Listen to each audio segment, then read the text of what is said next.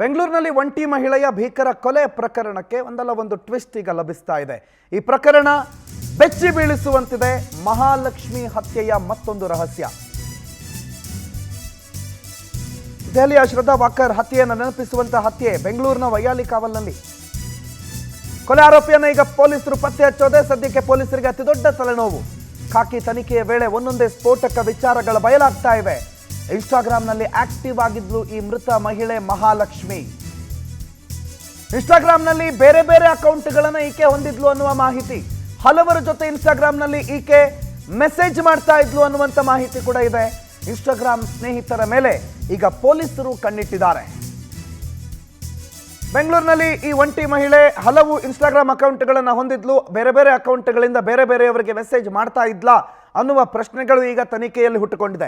ಮಹಿಳೆಯ murder case ಅದಲ್ಲದೆ ಈಗ ಮತ್ತೊಂದು ಸ್ಫೋಟಕ ವಿಚಾರ ಬೆಳಕಿಗೆ ಬಂದಿರೋದು. ಈ ಮಹಿಳೆ ಮಹಾಲಕ್ಷ್ಮಿ ಮುಸ್ಲಿಂ ಧರ್ಮಕ್ಕೆ ಮತಾಂತರವಾಗಿದ್ರ. ಈಕೆಯ ಹೆಸರು ಮಹಾಲಕ್ಷ್ಮಿ ಅಂತಿದ್ರು ಕೂಡ ಮತಾಂತರಗೊಂಡಿರುವ ಮಾಹಿತಿ ಇದೆ. ಸದ್ಯಕ್ಕೆ ಹಲವು ಅನುಮಾನಗಳಿಗೆ ಕಾರಣ ಆಗ್ತಾ ಇದೆ ಮತಾಂತರದ ವಿಚಾರ. ಮದುವೆಯಾಗಿದೆ, ಮಗು ಇದೆ, ಆದ್ರೂ ಕೂಡ ಗಂಡನಿಂದ ದೂರ ಉಳಿದಿದ್ಲು, ಡಿವೋರ್ಸ್ ಅನ್ನ ಪಡೆದಿರಲಿಲ್ಲ. ಆದರೆ ಈ ನಡುವೆ ಈಕೆ ಮತಾಂತರ ಕೂಡ ಆಗಿದ್ಲು ಅನ್ನುವ ಮಾಹಿತಿ ಬೆಚ್ಚಿ ಬೀಳಿಸುವಂತಿದೆ. ಮತಾಂತರ ಆಗಿದ್ ನಿಜಾನ? ಯಾವ ಕಾರಣಕ್ಕೆ ಮತಾಂತರ ಆಗಿರಬಹುದು? ಸದ್ಯಕ್ಕೆ ಅನುಮಾನಾಸ್ಪದ ವ್ಯಕ್ತಿಯವರನ್ನ ವಶಕ್ಕೆ ಪಡೆದು ವಿಚಾರಣೆಯನ್ನು ನಡೆಸಲಾಗ್ತಾ ಇದೆ. ಹಲವು ತಿಂಗಳಿಂದ ಮಹಿಳೆ ಜೊತೆಗೆ ಸಂಪರ್ಕದಲ್ಲಿದ್ದಂತೆ ಈ ವ್ಯಕ್ತಿ,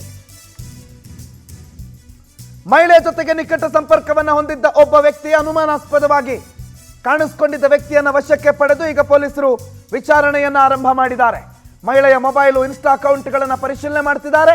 ಪಕ್ಕಾ ಪ್ರೀ ಪ್ಲಾನ್ ಮಾಡಿಕೊಂಡೆ ಕೊಲೆ ಮಾಡಿದಾನೆ ಈ ಹಂತಕ ಅನ್ನೋದು ಆರಂಭಿಕ ತನಿಖೆಯಲ್ಲಿ ಗೊತ್ತಾಗ್ತಾ ಇದೆ. ಸಿನಿಮಾ, ವೆಬ್ ಸೀರೀಸ್ಗಳನ್ನು ನೋಡಿ ಈ ರೀತಿ ಕೊಲೆ ಮಾಡಿರುವ ಶಂಕೆ ಕೂಡ ವ್ಯಕ್ತ ಆಗ್ತಾ ಇದೆ. ಮಚ್ಚಿನಿಂದ ಮಹಿಳೆಯನ್ನ ತುಂಡು ತುಂಡು ಮಾಡಿರುವ ಶಂಕೆ ಇದೆ. ಕೊಲೆ ಮಾಡಿ ಬೇರೆ ರಾಜ್ಯಕ್ಕೆ ಹಂತಕ ಎಸ್ಕೇಪ್ ಆಗಿರುವ ಸಾಧ್ಯತೆಗಳನ್ನು ಕೂಡ ತಳ್ಳಿ ಹಾಕುವಂತಿಲ್ಲ. ಎಸ್ಕೇಪ್ ಆಗಿರಬಹುದು ಅನ್ನುವಂಥ ಮಾಹಿತಿಗಳು ಕೂಡ ಲಭ್ಯ ಆಗ್ತಾ ಇದೆ. ಅನುಮಾನಾಸ್ಪದ ವ್ಯಕ್ತಿಗಳನ್ನು ವಶಕ್ಕೆ ಪಡೆದು ಸದ್ಯಕ್ಕೆ ಪೊಲೀಸರು ತಮ್ಮ ತನಿಖೆಯನ್ನು ಮುಂದುವರಿಸುತ್ತಿದ್ದಾರೆ. ಬಟ್ ಈ ಪ್ರಕರಣದಲ್ಲಿ ಬೇರೆ ಬೇರೆ ಕ್ಲೂಗಳು ಸಿಗ್ತಿದೆ. ಬೇರೆ ಬೇರೆ ರೀತಿಯಲ್ಲಿ ಈ ಪ್ರಕರಣ ತಿರುವನ್ನ ಪಡೆದುಕೊಳ್ತಾ ಇದೆ. ಒಟ್ಟಾರೆ ಈ ಪ್ರಕರಣದಲ್ಲಿ ಈಕೆಯನ್ನ ಕೊಲೆ ಮಾಡಿ ಎಸ್ಕೇಪ್ ಆಗಿರುವ ವ್ಯಕ್ತಿ ಯಾರು, ಯಾವ ಕಾರಣಕ್ಕೆ ಕೊಲೆ ಆಗಿದೆ, ಈಕೆ ಮತಾಂತರ ಆಗಿದೆ ಅನ್ನುವಂಥ ಮಾಹಿತಿಯನ್ನು ಲಭ್ಯ ಆಗ್ತಿದೆ. ಅದು ಸತ್ಯನಾ ಸುಳ್ಳ? ಮತಾಂತರ ಆಗಿರುವ ಮಾಹಿತಿ ಸತ್ಯಕ್ಕೆ ಎಷ್ಟು ಹತ್ತಿರ, ಎಷ್ಟು ದೂರ, ಇವೆಲ್ಲ ವಿಚಾರಗಳ ಬಗ್ಗೆ ತನಿಖೆ ಈಗಾಗಲೇ ಆರಂಭ ಆಗ್ತಾ ಇದೆ.